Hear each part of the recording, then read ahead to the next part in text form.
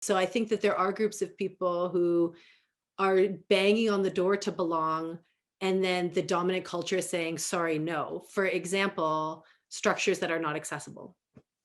And and then at the same time, I also there's no way you're ever going to have the perspective of the people seeking to belong if you are already belonging. So there has to be, and so in my personal journey, I think there was onus on me to, I feel I belong now because I love and am proud of who I am, and I know who I am, and I have that sense of confidence. So similar to Josh, I can decide, do I want to belong to this group of people? Do I want to belong to this organization or not? So it feels more like a choice now.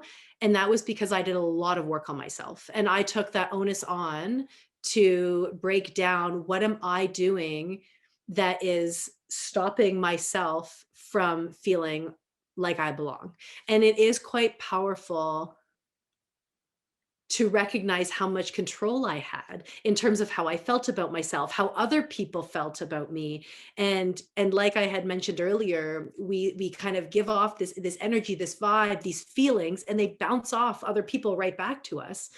So when I'm feeling not good about myself or insecure, that is the sense that I'm getting from other people, that they're not feeling confident with me being around either, which just leads to not feeling like you belong.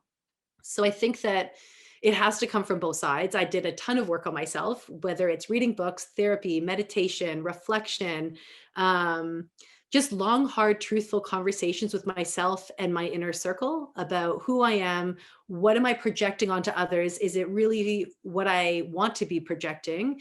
Um, and a lot of times we are some of our biggest barriers.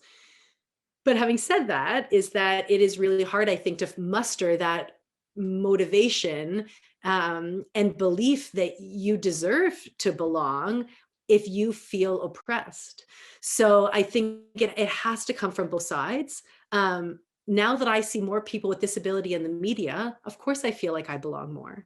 Like that, it's going to be on both sides. So it's going to be people banging on the walls to come in and to belong, and it has to be the people who are inside to say, yes, please come in. I didn't realize that I was not being welcoming, or I didn't see from your perspectives. So, these days I continue to work on myself.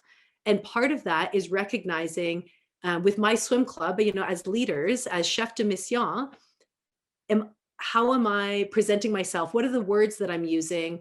Are they making people feel welcome, or not welcome? And so I think for sure it has to come from both sides.